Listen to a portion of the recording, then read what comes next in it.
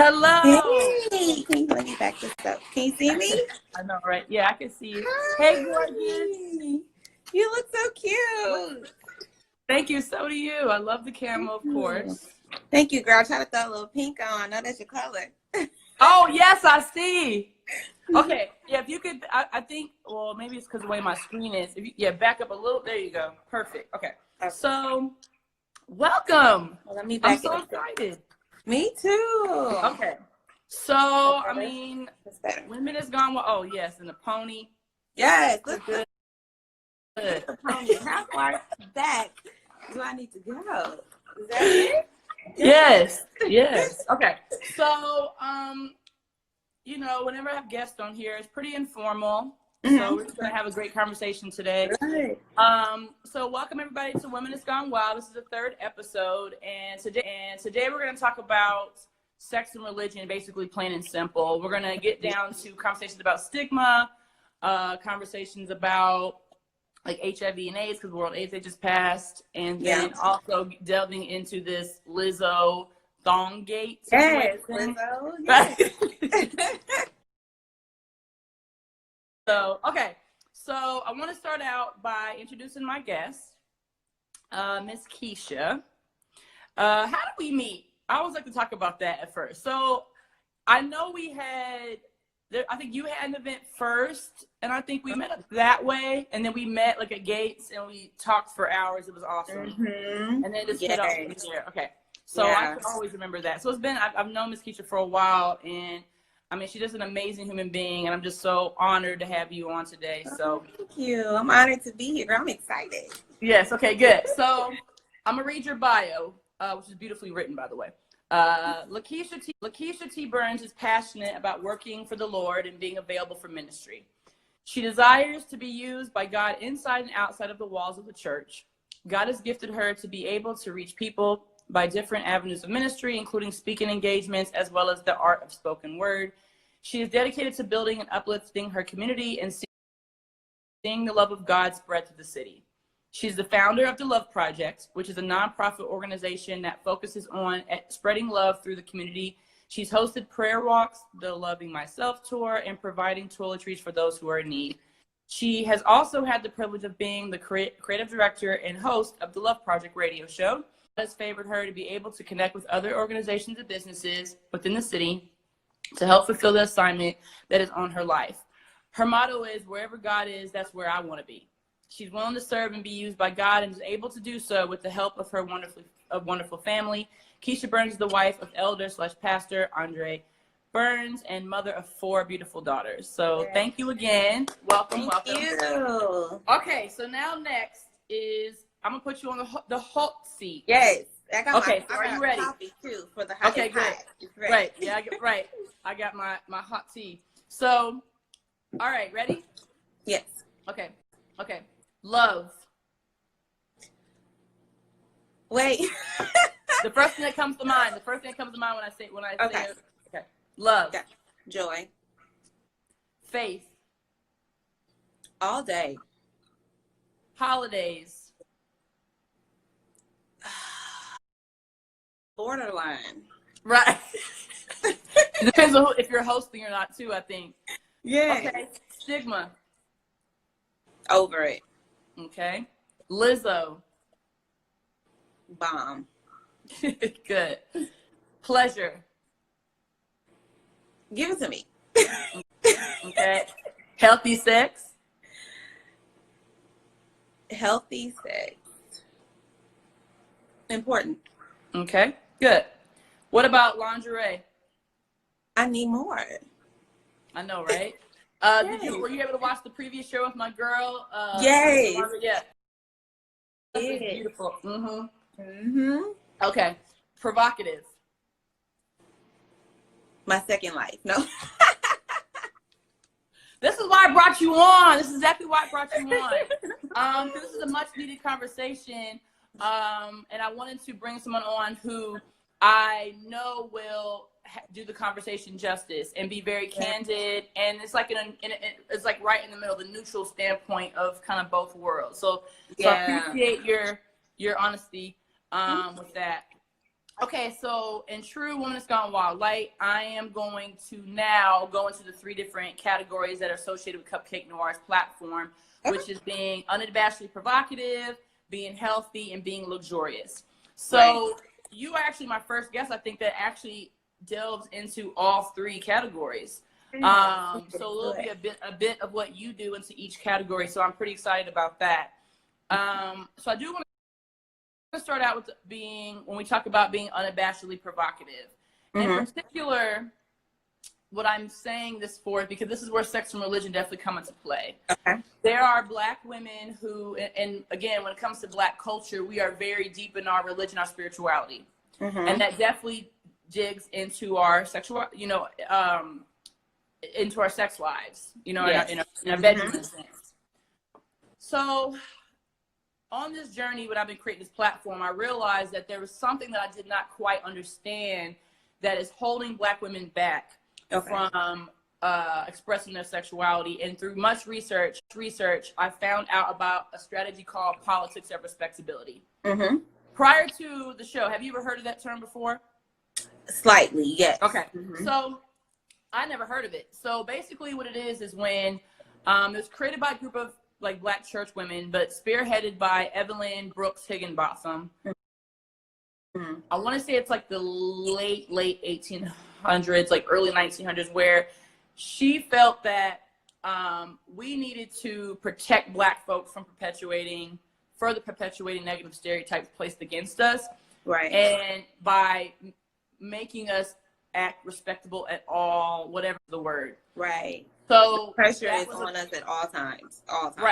There's also a term called cultural dissemblance, which is by Darlene Hine, which is something similar, where you're suppressing all of your natural desires in order to not be seen in a negative light among others, if that makes any sense. So that's the back. So that's the backdrop. That's the back information about politics of respectability. So what I want to talk about is the fact that politics of respectability has been carried on through generations, through not just Black culture, but among our Black matriarchs. So especially in church. Do we think that politics of respectability is keeping Black women from being able to express their sexuality? And I think that's really what I'm trying to figure out at this point. So what are your thoughts on that? I absolutely agree with that. I can see why certain measures were put in place to keep us from looking a certain way, because as Black women, we have pressures on all sides. It's not just church, career, everything. One lash out, one wrong move, one wrong poke in a picture, and we're automatically seen as something totally what we're trying to portray. So I definitely see why those measures were put in place. But as of today, I can see why they are holding us back. I actually had this conversation with a few of my friends, because we were even talking about, as we walk as women, as Christian women, most of us, when we're walking, we're even conscious about if we're switching or not, which is a natural thing to do as a woman when you walk. So being bound even in that area of the mind to where I can't even walk freely because I'm thinking somebody's going to think I'm provocative because of the way I'm walking, when it's natural. And so you end up looking stupid and stiff instead of just freely flowing in the way that you walk. And so correlating that with what you're saying is that whenever those boundaries are in our mind, and I think that when those pressures are put upon us, we really have to free ourselves. And I've been in the mindset to where it's like I know some people are not a fan of Kanye, but I am a fan of when he said he doesn't want to be a slave to the culture. And I'm just talking about to the culture of Christianity, to where I don't want to be a slave to rules and traditions and things that really have nothing to do with your relationship with God. And he fully made me a woman, so I should fully be able to express myself as a woman and sexually in that case too. And so I think that mindset has to change even in the church, because it is really not freedom in God if you're still bound in all areas. Beautifully said. So, so here's where I guess when I have to acknowledge, you know, my own privileges, my own biases. So now that I'm a married woman, I can be able to say, you know, yeah, I can do what I want, basically sexually, because I have a husband or a partner. Well, really a husband, because, you know, the heterosexuality is heavy in church, in the church setting. What about women who are very deep in their faith, but they're not married yet? So there's obviously the issues of like premarital sex and women who are in love with other women. Mm-hmm. Or, you know, just have sex with other women at times, or that's what they prefer all the time. Just so what is your outlook for that? Because obviously, I mean, it's saying in the book that's what you're not supposed to do, but it's with you being neutral and in the center. What is like off the top of your dome? What do you think about that? You know, I have 4 girls on my own, and eventually one day they're going to be four grown women making their own choices, living life however they want to make, you know, do. Right. And as for me, I want to set the example for them. I believe is right versus wrong, but at some point they're going to have to see for themselves what is right for them. So if you're in a situation to where you're living something based off of what somebody else is telling you to do, and you haven't really researched it or searched for yourself within yourself why you're doing what you're doing, no matter what you're doing, it's in vain. So if you feel like I'm only doing this because I was raised this way or because the good book says to do it this way, but you're not really searching within yourself of why you're truly doing that, then it's in vain. So if your decision is I'm going to be a virgin until I get married, that's perfectly fine. Perfectly beautiful. I hope my girls decide that. But if they don't, the love I have for them doesn't go away. The love that God has for them doesn't go away. But they need to know within themselves, why am I choosing virginity? What benefit have for me not to explore sexually before marriage? And if they find their answer and they stick with that choice, good for them. And if they find out they want to move from that choice, that's something they have to decide, they have to live with. Every decision we make has consequences. Every decision we make has collateral beauty and collateral damage. So regardless of what decision you make, you have to be wise and knowledgeable about what you're doing and know for yourself that you're doing it for yourself and not because you were told to do it this way. That's so perfect. And there's a lot of women too that even as like one of my friends say that, you know, she was a virgin until she got married. I was not. But she was. And even when she got married, because of her mindset, sex is bad, sex is bad, sex is bad, when she got married, she still didn't know how to operate sexually. She still had that mind, sex is bad, sex is bad. So she couldn't, you know, give herself to her husband like she wanted to. Or actually my friend said, one of her friends said it. Somebody said that. But anyway, she couldn't give herself over sexually because she spent so many years with the mindset that sex is bad. And actually, sex is not bad. Sex is natural. Sex is the God-given gift. That's what our bodies are created to do. Do I believe there are order for things? Absolutely. But I don't believe that sex is a bad thing. And I think you should be able to explore, whether that's reading books, asking questions, whatever the case may be, to make sure that you're making the right decisions for yourself. Right. And I appreciate that response because there's a couple of things that stuck out to me. So one, even the conversation about, you know, remaining a virgin. So in the previous Womanists Gone Wild last episode with my girl Sarah, we were talking about T.I.'s discussion about virginity and going to the place. Okay. So I might revisit that. But the bottom line is I was discussing that virginity is a construct. So it's like this pressure that's put on because it's like you said, it's just being preach to people or just being passed down from generation to generation that virginity is this big thing, but it actually does not exist. But it's more about whatever it is, sexual debut, you know, waiting until that marriage piece. So even the language has kind of shifted and and I just wondered if that still kind of aligns with what the good book says.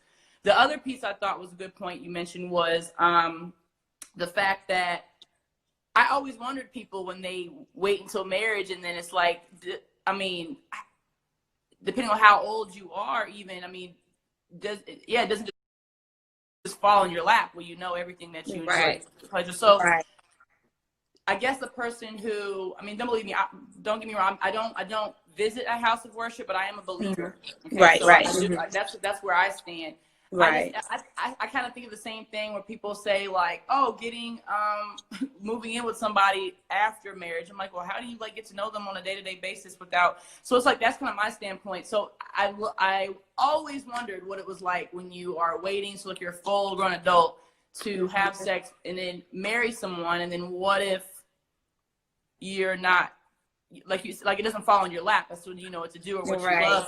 So but I will say that even when people who do engage in premarital sex, like such as myself, I mean, I definitely did. My husband, my now husband, was my second partner when I was 19. So I think about, regardless, as long as both partners are okay with taking this journey together and being able to explore your sexuality, as long as that's still allowed, I guess, is where I'm wondering, because I mean, there's women out here I consider still being engaged in premarital sex and don't know what their vulvas look like. They don't know how to communicate what they do like. I mean, they don't know anything really, and so they're trying to explore it, whether you're waiting until marriage or not. So exactly. That's something impossibly. I mean, this is not the first show that you're gonna be on, first of all, because there's so many different directions I can go on. But look, I'm already thinking of an idea with that, but. I just appreciate knowing that it's not like a magical thing that happens because you wait till marriage, but it is something that's important to you can do. And then, like you said, there's consequences to everything, regardless of whether you wait or don't. So I just appreciate this because I've had some close friends, acquaintances, just relatives even. I can either see them from afar how they act, or they've actually personally addressed me about this. And so that's why I think early on into Womanists Gone Wild, I had to have you on here, because there's no way we can continue on having great conversations in the future on this live chat without addressing that it's okay to enjoy the rest of the shows that's coming. Yes.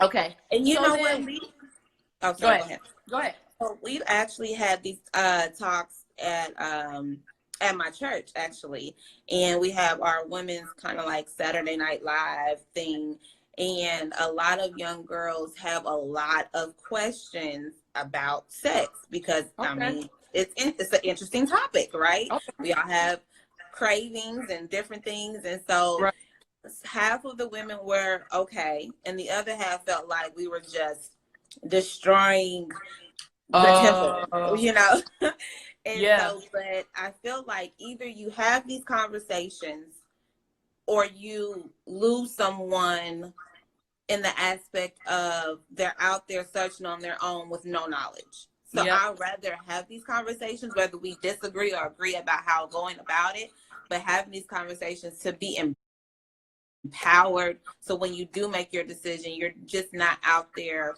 willy-nilly and uneducated about it. Right.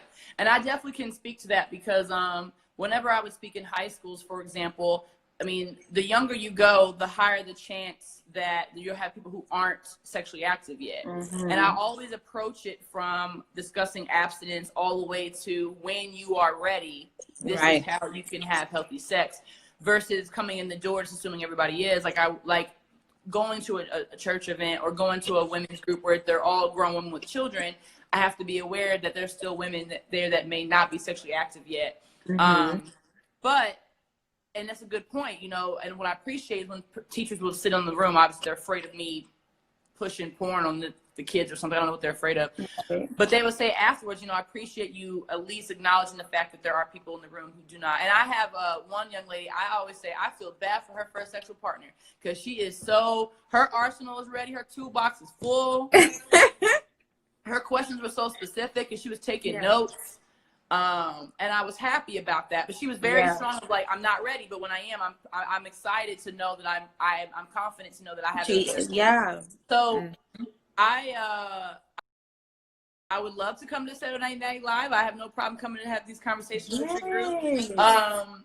And it broadens my horizons because working in HIV prevention, which we'll get to in the next topic of healthy, I have been turned off personally to actually want to talk about sex or talk about HIV prevention, which is talk about healthy sex, because of the how I get received. Now there are exceptions. I got a beautiful church, and I feel so bad I don't remember the name, but I'm literally in their sanctuary, like set up right next to the pulpit. Like they're like, do what you need in here. And then I have the other, like, oh, you can come, but I don't want you to talk about abstinence. That's not realistic. It's like, it's not realistic at all. But then it becomes, I've had to say, like, to my boss at the time, like, I'm not going.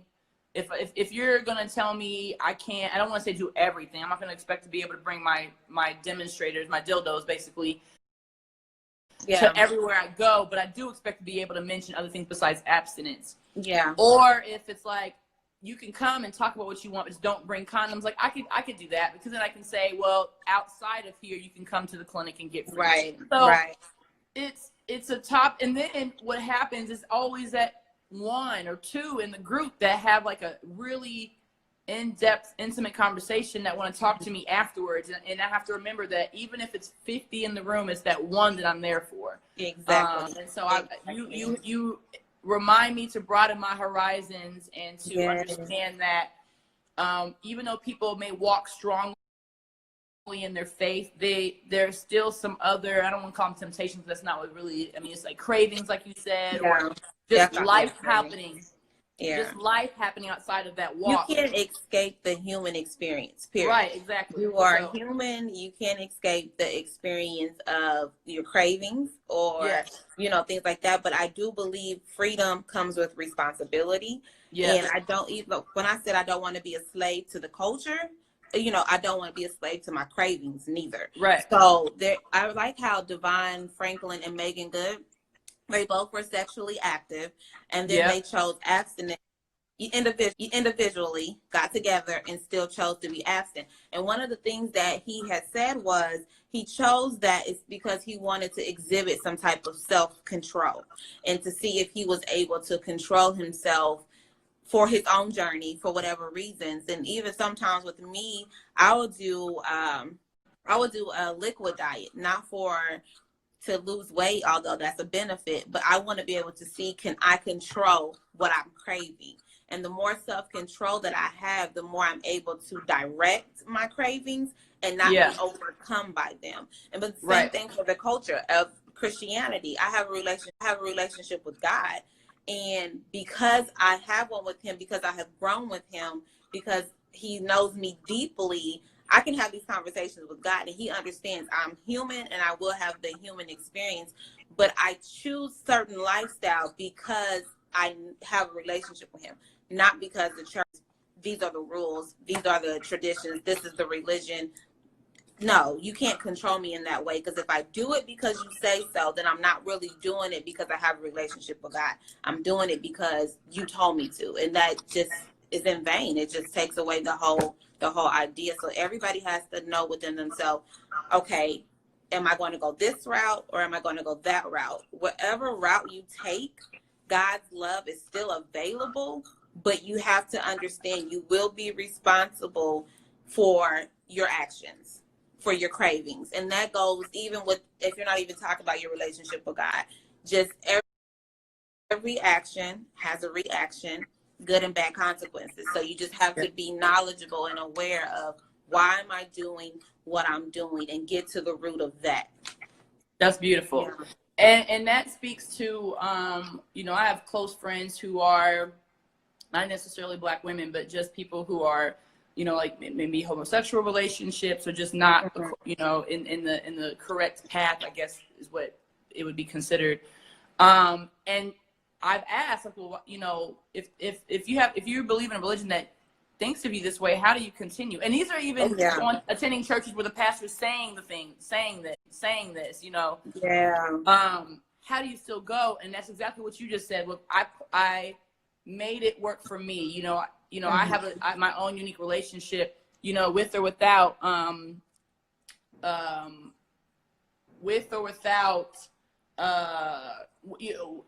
the actual house of worship, the actual building, the actual people who are supposed to, lead me whatever they say, you know, I don't go off of that.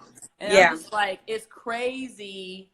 It's just crazy how people have had to go through great lengths, in my opinion, in order to be able to find that relationship. But maybe I feel like people go through walks of life and it forces them to have their own separate that's the thing. You relationship. have to have your Right. own unique encounter, Right. your own unique rendezvous with God. And when you have that, then that's you and him. You know what I mean? Yeah. But you grow up in church all your life and not have a relationship with God. You just Right, have exactly. rules and control. That's it. And a lot of people and a lot of women are breaking free. I was telling one of my good friends, because she was saying like she's trying to be more feminine, and she's a really feminine person, but just embracing that aspect of her. And even what was it, last week, I think I posted a picture of my backside and was like, mix with cornbread and a whole lot of Jesus. And for a lot of people, oh, she's married to assistant pastor, right? She has 4 girls, and but I'm embracing the fact that I know that I have a relationship with God. Right. My husband respects me. He respects what I post and what I do. You know what I mean? Yeah. And I'm my own woman. So I'm learning how to find a new freedom and not be controlled by anybody's opinions or anything. Because a lot of things that the church put, like you were saying in the beginning, that's put on us is because they wanted to control the perspective that people have on us. Well, I don't care about that. You know what I mean? Right. There's a time and place for everything, but I'm going to walk in the freedom that God has given me. So right. It may have offended some people, but hey, right. It's all right. Right. Yeah. So, and I love that you said that. So it sounds, so the flip side to politics of respectability is a strategy called the pleasure politics. Mm-hmm. And it's by, shout out to Dr. Joan Morgan. She just defended her dissertation officially yesterday. But she's the one who wrote, I know, she's the one who wrote When Chicken Heads Come Home to Roost. That's who wrote that book. Mm-hmm. Okay. So anyway, yeah. So it's a really good book about hip hop feminism. And I'm reading it right now because I'm doing a final paper. PhD programs, by the way, are crazy. I'm sure. Yeah. So anyway, I'm reading that book. So shout out to her.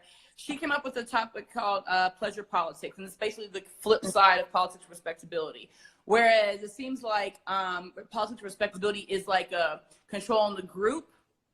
Mm-hmm. It's like politics of pleasure is more like on an individual level. So it's like you have your own responsibility of embracing your own pleasure, whatever that may be. Right. The other thing is, because the other part of politics of respectability is when it comes to sex, is that because we've also experienced so much sexual trauma all the way dating back to slavery, that's also why that's in place. And what the politics of pleasure is trying to say is, I'm sick of basically every time I hear about sex from Black women, they bring up slavery and rape. Like, I'm tired of it. I want to be able to bring up pleasure. Yeah. So me doing a little bit of research on hip hop feminism, things like that, they're definitely about that. That speaks to all of the artists that are out, even starting from the beginning with like Lil' Kim and Mary J. Blige and like Salt and Pepper and TLC, and even now with like Meg Thee Stallion and Cardi B and Tiana Taylor and Lizzo, even they're all expressing their pleasure in their own individual way, and they, like we said, and leading into later on with the hot topic, you have your own consequences of what that takes, and how do you feel about that, and do you care? So I love how you brought that up. It's like, yeah, we want to control the perception of Black people as a whole, but we are still individuals like everybody else, every other race and ethnicity out there. And so why are we being still seen as a herd of cattle? Exactly. So anyway, shout out to Dr. Joan Morgan for that. Okay, so it just sounds like basically, embrace however you want to when it comes to sexuality, but understanding that there's consequences, and regardless of whether you're on the correct path or not, you should have your own individual. That should help guide you to exploring your sexuality. Exactly. So that's what I got out of that beautiful explanation, because that even made me feel better a bit, because I think and I'm very candid about my journey. I mean, I didn't learn the correct path of exploring my sexuality. I didn't Me neither. begin to start until maybe my late 20s, early 30s. So, and I'm learning more and more and more as I'm conducting research and talking to other women. That's a common thing. And I feel better about that. And then the extra layer is I want to make sure women who are going through that and then also deep in their faith understand that it's okay. So yeah, exactly. Like, yeah, you know, like I said, I wasn't a virgin when I got married, but when I did lose my virginity, it wasn't because I'm ready to lose my virginity. It was really me searching and trying to find out, like, is this love? You know what I mean? So different aspects of trying to find a certain type of love that I was looking. And just because you get married, those things don't go away. You know what I mean? Exactly. Marriage does not create an avenue to where everything else is just fixed. It doesn't work like that.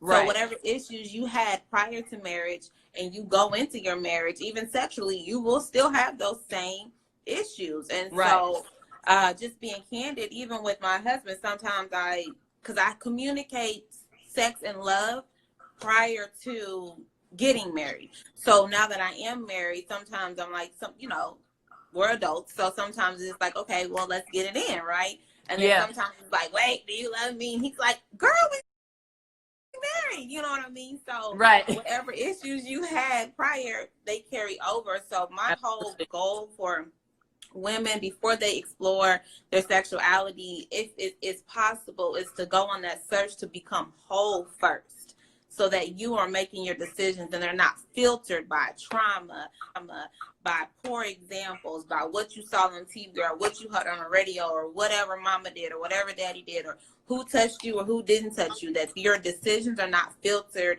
by your hurt place. But if you're making a decision out of being whole, then you know that decision is because this is what I do and not what I'm subconsciously forcing myself to do. It's not going to resolve by sex.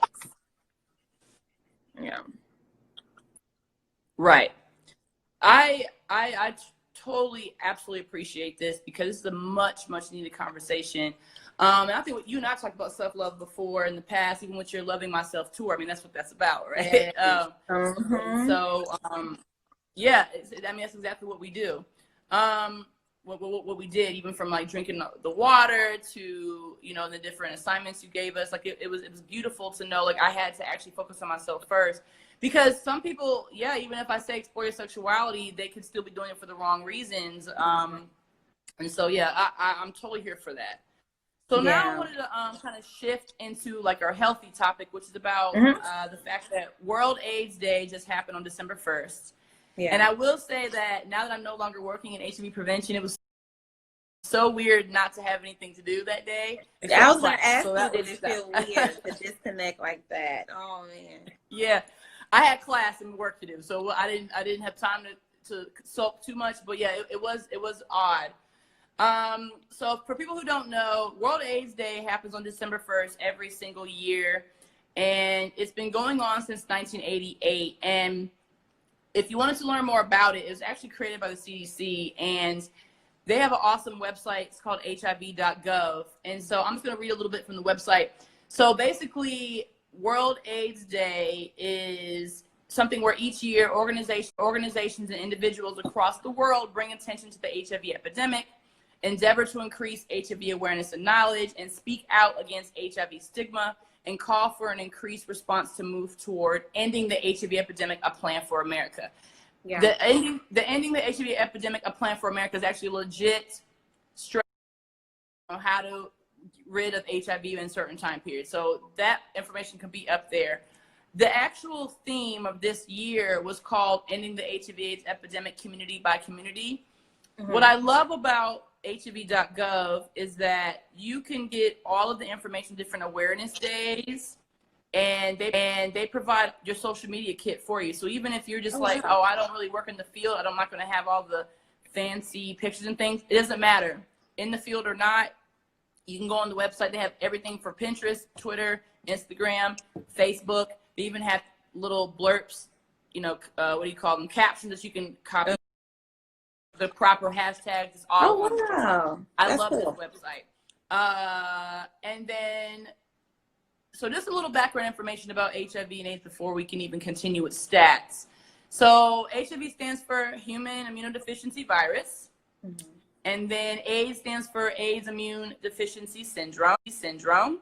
So you could think of AIDS as like an advanced stage of HIV. Mm-hmm. You know, it's acquired from HIV.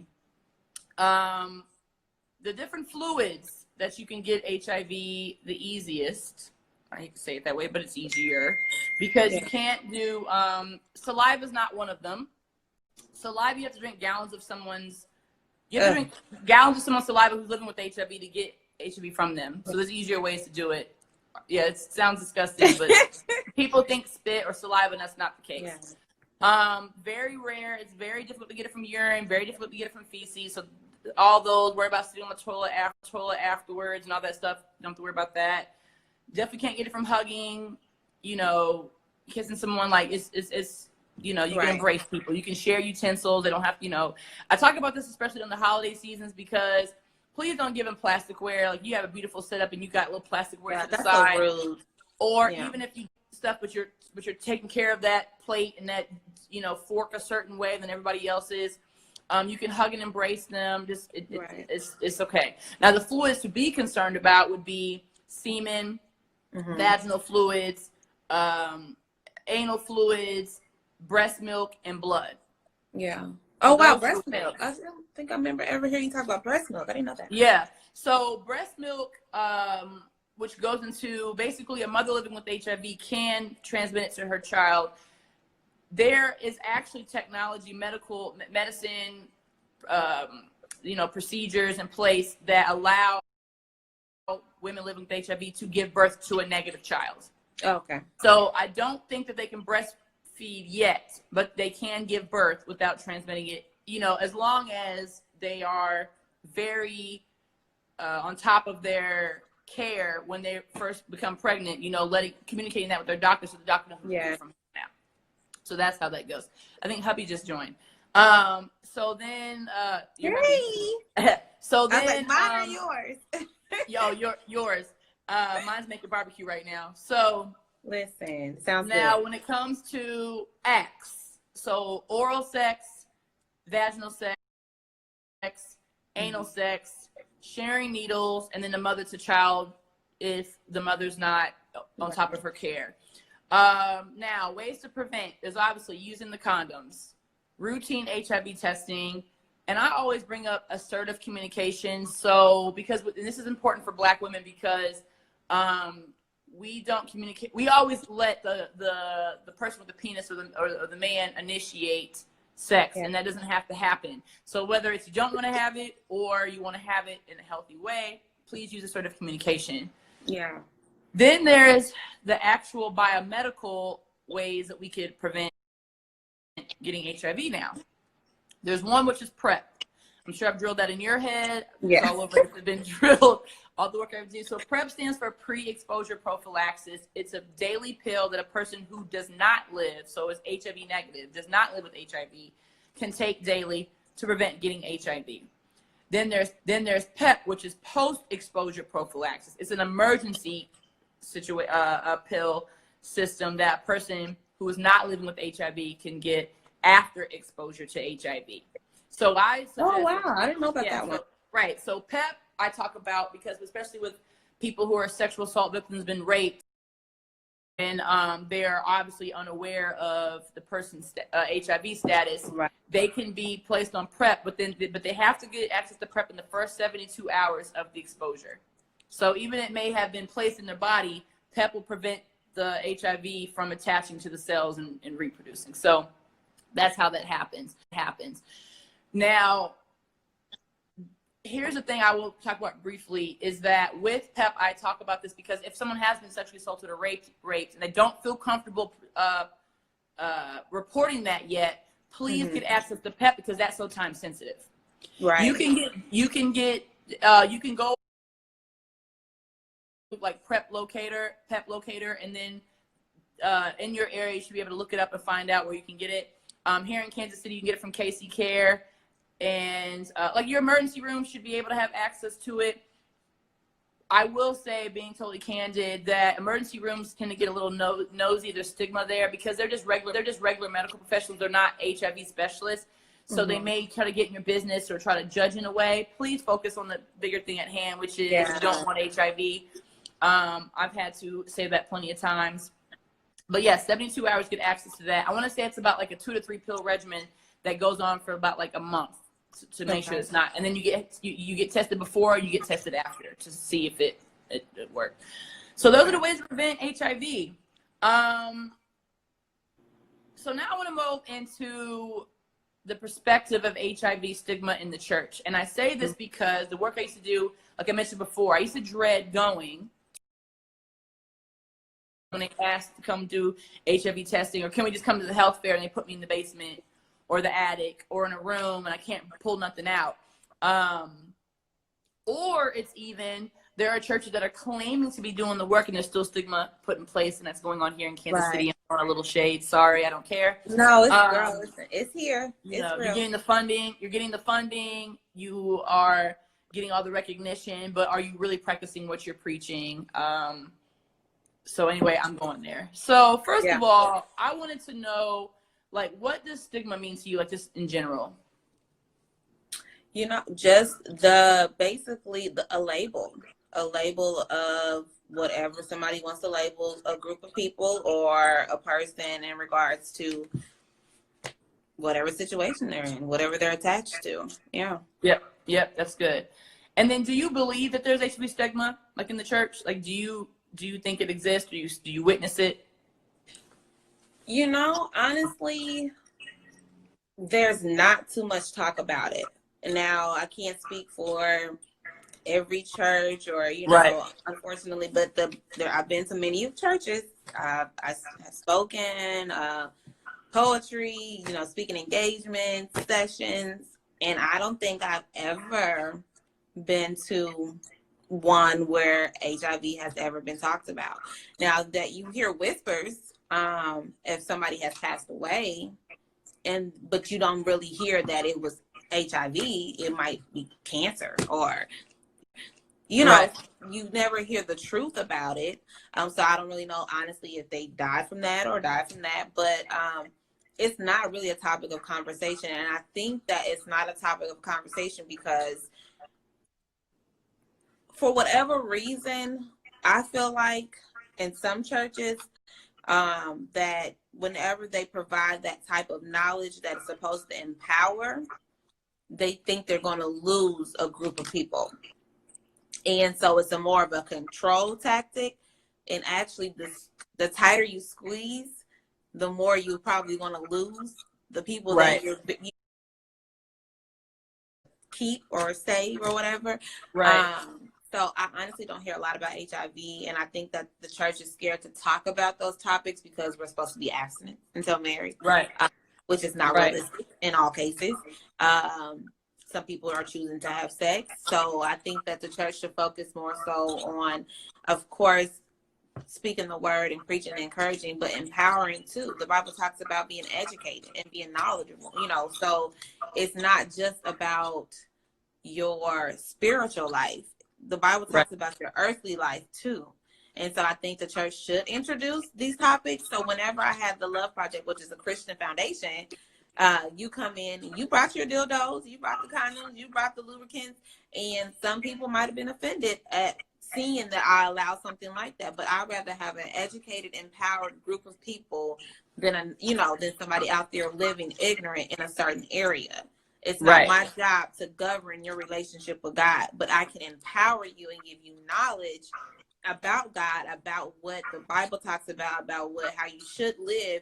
But in case you choose a different path in this time of your life, I'd rather you be educated about it. So I think you don't do that no more, but I appreciate you. I mean, I still do. Just not attached to a clinic, which actually is even better because then I can do what the hell I want, basically.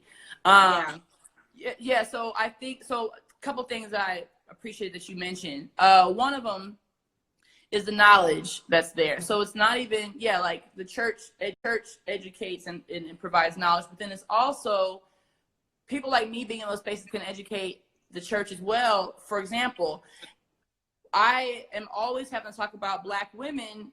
I have a lot of clients who actually got HIV from their fiance or their husband. So it's not all they're a sex worker on the corner and got it from a client. That's I think that's part of the stigma, is that we're associating how these people are getting diagnosed with HIV. That's part of the issue. It is part of the issue. You're associating it with sin. I even have a very dear client of mine who got it from a blood transfusion because she was bleeding out from giving birth. And that was back before they started testing the blood before they gave it. So she got it from blood transfusion, giving birth. So imagine the same, but she's getting treated with the same stigma that anybody else. And it's really, really sad.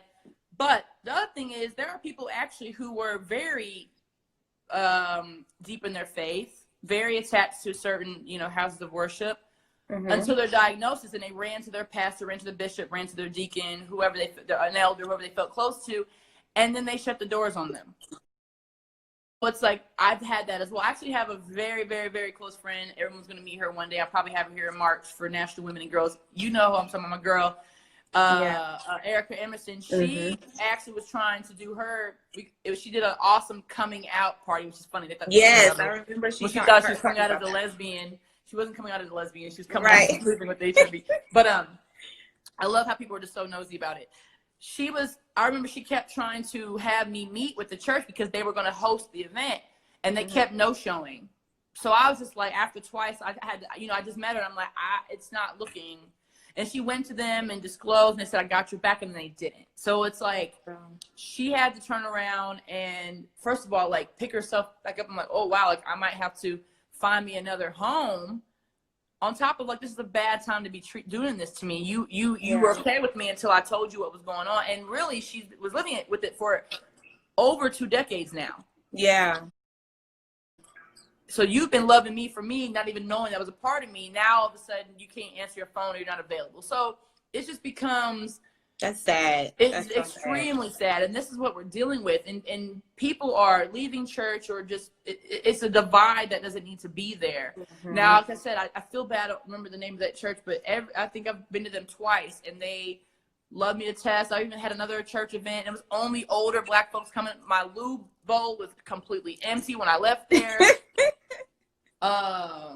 So I am acknowledging the fact that I praise and honor those churches that are doing the work. And then there's but then there's also like the bad apples, and it's like, well, aren't you committing some type of disservice to people who are supposed to be part of your congregation by shutting them out?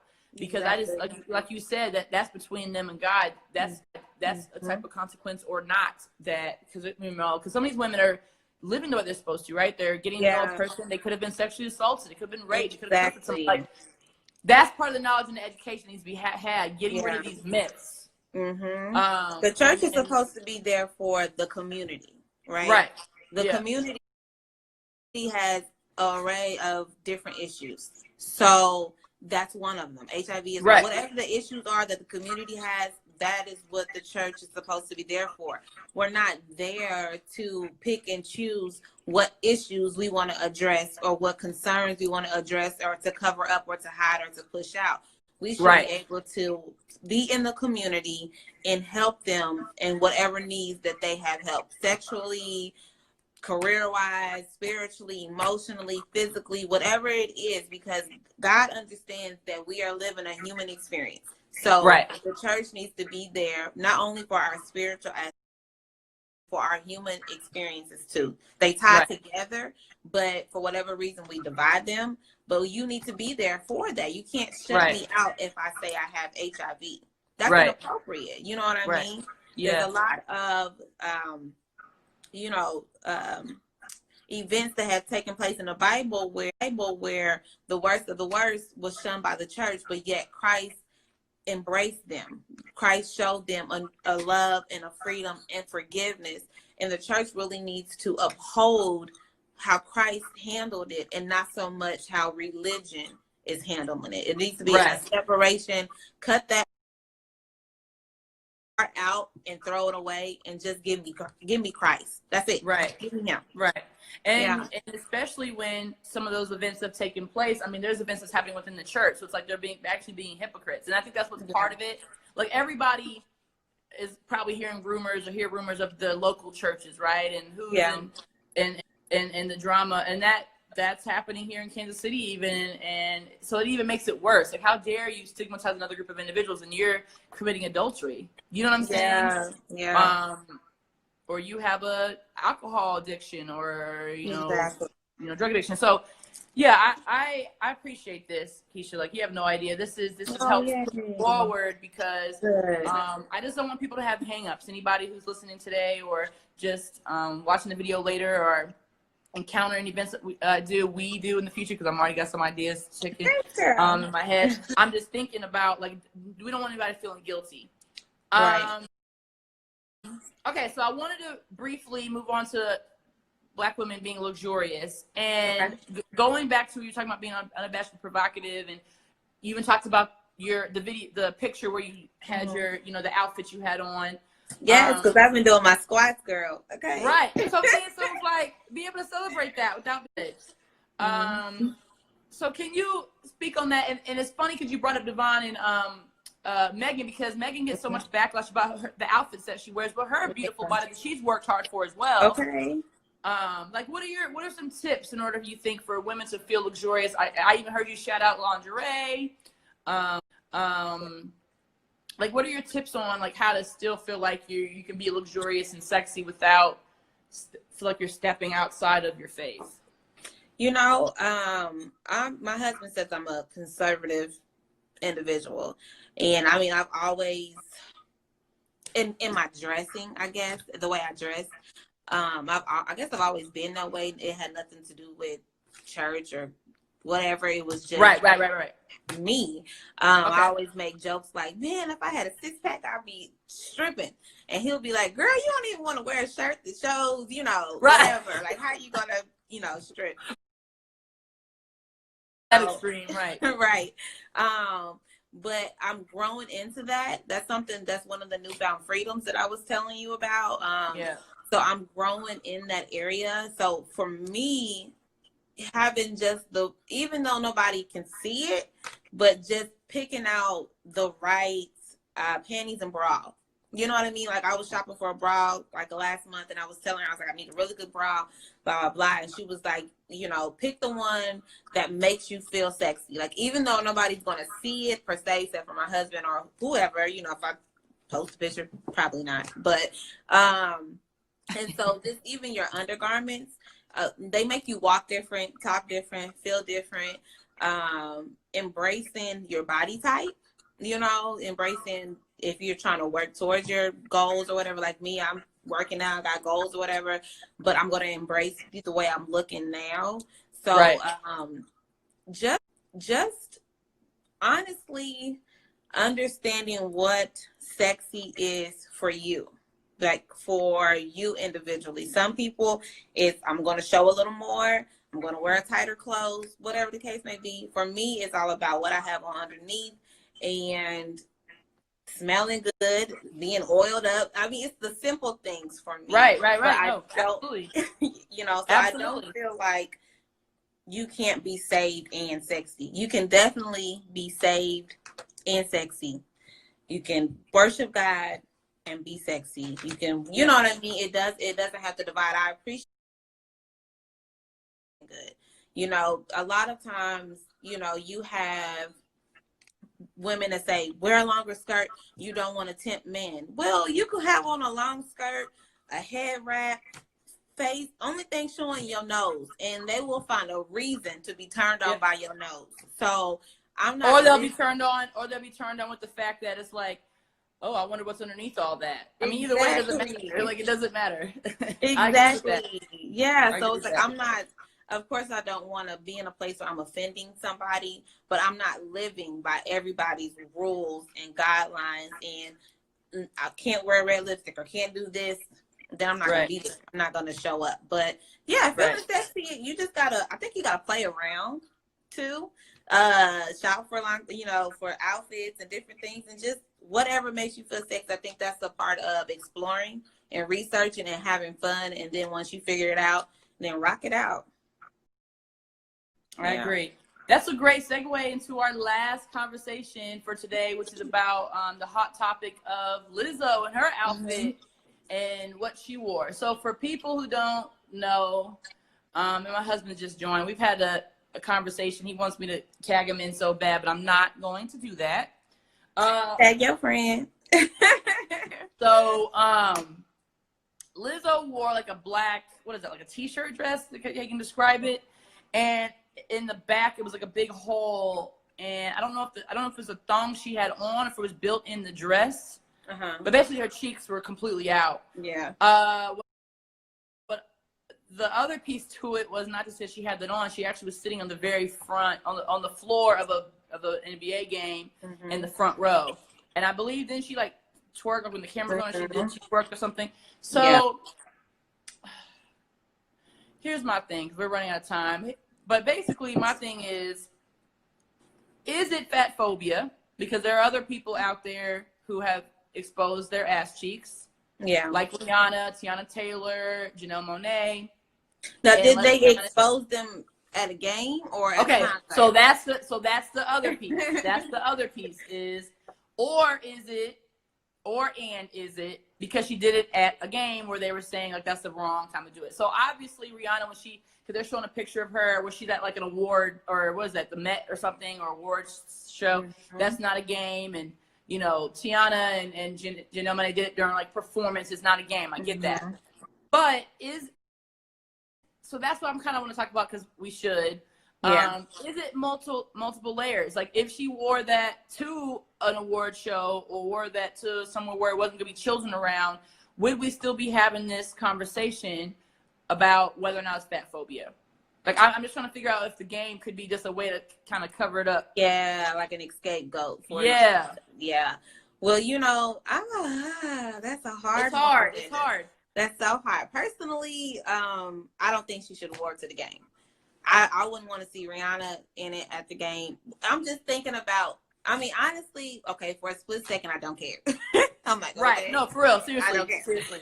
But then I think like, okay, if I'm at the game with my husband and my daughters or whatever, and my girls look over and see these two big old cheeks, I'm like, or big old boobs or whatever the case may be, I will be like, oh, like even with certain TV shows or songs, I turn it off or cut it because I don't want to be exposed to something that if we haven't talked about yet, or I'm very protective of what they see and hear, but I educate them as much as I can. It's so hard to do that with your own daughters, but you have to.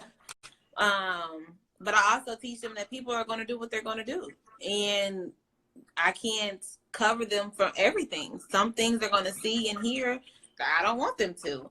I just think that for some people it may be because she's bigger, and then for some it's like we're at a game. Me personally, I wasn't there. I'm a fan of Lizzo. Right. She's a big mood. She's helping me with my confidence too. You know what I mean? Absolutely. So, okay, Lizzo, maybe negative point for you, but keep rocking, girl. Like that's how I feel. Like keep doing you, keep loving you, keep helping us be confident in ourselves. And absolutely, I think she's beautiful. Like cheeks, bomb. Thank you. Squats. She probably doing squats too. But yeah. I don't know. I guess my face is still showing something. I know. I think. Well, it's hard to discuss. I think for me, I agree. But I also know. You being an avid fan of hers, she's been on this self-love journey, and so it's like whatever mood, this big mood, like you mentioned, that she's in. It's like I'm here for it if it makes her feel good about herself. Yeah. Would I have done that for myself? No, but I would do something differently. But I can't judge her. But then that's the other piece. But then I'm not a parent either, so I don't have that feeling. I'm basically saying do you, but I also didn't have to explain to a child later. So that's like I understand the privilege in that, I guess. Of being able to. Well, we're kind of in a time. It feels like if I could say it. we're in a time that any and everything goes.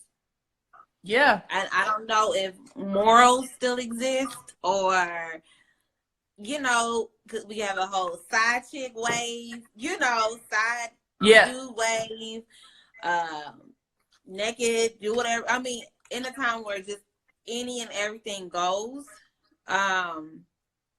that kind of scares me a little bit, because it's a fine line between like freedom and then abusing the freedom, if that makes sense.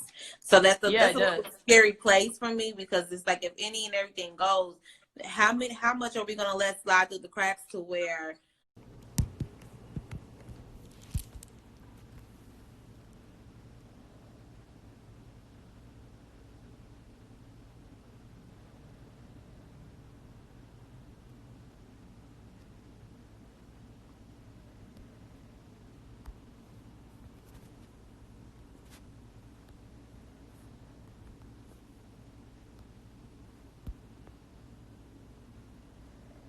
Okay. Hey, y'all. Sorry. After the hour mark, it cuts us off. So I'm going to bring Keisha back in.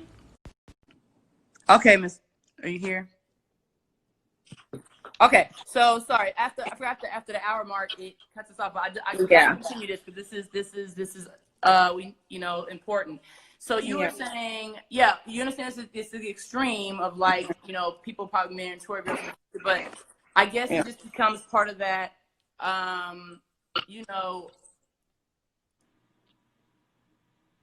don't know. It's hard to say, because I think I'm wrapped up in what I know I'm trying to push forward, and I'm happy for her to be able to do those type of things. I mean, there's a time and a place, but that's my feeling of time and a place. That's not her. Yeah. She's a celebrity. Exactly. She's a celebrity. Yeah. There are times and places different from, like, I call it civilians like us. Like, we, and also, I used to live in New York City, so I'm kind of jaded in a way where I'm, people walk in I've seen that on the subway, because people are like, oh, her cheeks are sitting on the seats. I'm like, I've seen people bare ass on a subway seat. So maybe that's also the other caveat to that. But yeah, I definitely want to know your take on, especially having a religious background of and being heavy in the church, is like what that if that played in. But it's really, the moral conversation is important. The other piece is it too. People may be concerned about the children seeing it, but kids are getting shot up in schools and nothing's being done about that. So why are we? So that, to me, I know is extreme, but I'm just like, just let her do what she want to do. And unfortunately, my whole thing with people. Okay, sometimes we have to. Okay, we can heal and we can self-discovery, be on a road to self-discovery privately, right? Right. I have a couple of followers, whatever, but she has millions, right? So we get to watch her everything, her ups and downs. So in her road to self-confidence and self-discovery, and sometimes you have to lose yourself to find yourself, you know? Yeah. And we're watching her unfold. We're incomplete people on a quest to become whole.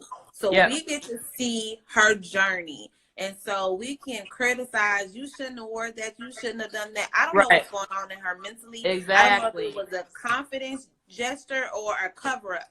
I don't know. But what I do know is, if we just support each other more and be there for each other more, then we can watch her grow into the individual that God has called her to be, and instead of stopping her story right there and saying, you shouldn't have done this, you shouldn't have done that. Not that she can't receive correction, but we are all on our journeys. We're all doing our self-discovery. We're all trying to find out what works for us and what doesn't. And unfortunately, we get to watch her unfold publicly. So we need to leave room for grace. Leave room for that space to make a mistake. Let's leave room for each other to make a mistake. Like, already prepare our minds that celebrities, our next door neighbors, our husbands, wives, our children, we're going to do something that somebody else disagrees with, but we already have that room prepared to say, you know what, baby, it's okay. You shouldn't have done that to me, but it's okay. We're going to move past this. You know what I mean? Right, and that's like well said, because I think also, like you said, all those millions of followers. I mean, she's been posting some pretty provocative stuff for some time. Way, now. So way more than that. Yeah, like the fishnet onesie, which I was just like here for. But that's an example. Like, so that's why to me, by the time the game came, my husband was like, "Did you see what Lizzo had on?" I'm like, I guess you must not follow her, because she's I've always been putting them on my story. I always like, yes, I'm here for it. Boom, I'm here for it. Boom. So by the time the game came, I guess I forgot about the kid aspect. But I'm like, I mean, it's the same. It's the same thing. Yeah. To me, she would have posted that on Instagram or later. Yeah, I'm here for everything you're saying. It's that room for grace, tying into this whole like sex, pleasure, positivity, and religion discussion we had today. I'm just so grateful for you. You have no idea. This has definitely cleared a lot of things up, I hope. But I do want to plug before we leave out. I am going to put in our in my private forum, Cupcake Noir Uncensored, I'm going to have a piece about today's discussion. So if anybody has any questions after seeing the show from today, they could ask them. I can forward them to you. But it'd be great if you could join the private forum. And then if people have questions or anything else you wanted to bring up, you could mention in the private forum. Yeah. Because then, and I definitely, that, people get vetted in that process. I don't just allow anybody to join that private forum. So I want to make sure we have a safe space, a sex positive safe space for Black women. So yeah, I definitely want to let people know that. Now, with you, is there any plugs? And also, because you have a podcast now, correct? Yes. Okay. So you still have the radio show, and then you have the podcast. Okay. Busy lady for sure. You and Dre for sure. Okay, so you want to plug that, like how often is it on, like all that stuff, and then you can post that in the private forum as well. Whatever you would like to do, so that we can make sure that people follow you, because you are a force to be reckoned with. I promise you, and you're coming back on. I mean, I keep saying to all my guests, but everybody's been some power hitters. Like, we can't just, like, as you see, we already went past our hour. It's very important. So yeah, tell us about your podcast, the Love Project in general, because I didn't give you space to do that earlier. Absolutely. So yeah, me and my husband, we have the Love Project podcast. It's on, maybe he can type it on here because he does all the everything. But it's on, what is it called, babe? Apple Podcasts. What is it? I don't know. Hopefully he'll type it. If we could put we could put that. We could post that on. We could post that on there, because it's like a long. Is it a long? No, well, I don't think so. But yeah, the podcast is on all the avenues of where you can find a podcast. Okay, but you can also find the latest episode in my bio on Instagram. So that's on there. We also have At the Love Project Inc. on Facebook, so it keeps all the events of everything that we do. We used to have a Love Project Instagram, but I lost the password, and I'm not creating another one. So you can, follow my Instagram as well, _Keisha Burns, to get any information on the Love Project podcast or the radio show. The radio show we have went down to just once a month because we have a big family and a lot of things going on. So we do it every first Sunday from 4 to 5. And those shows are also posted on the Love Podcast as well. And then a little background for the Love Project. It is a nonprofit organization. We are here for the community, for all the way from emotional support, physical, spiritual, whatever you may need. We're just basically little bursts of love. So we pop up randomly. We give out gift cards, hugs, prayer, hygiene pack, whatever it is that you may need in that time that we're giving anything. Anybody can get it. I don't care how much money you have or how much or what position you are in life. It's available for everybody because everybody needs love. So and we are a Christian organization. We don't push Christ on anybody, but we are a Christian organization or whatever. Our job is to love you through and not to control or criticize. But if you ask me my honest opinion, I'm going to give it to you. But yeah. That. So yeah, I mean, a little bit of poetry, spoken word, and we kind of do a little bit of everything. So yeah. Yeah, and you do it all so well, because I think I've actually experienced probably every single piece, because I've had Keisha come on for we did that Shiro Summit. We spoke to my ladies of the women. Yes. That was an amazing event. Thank you. We've done work with your To Love Myself tour.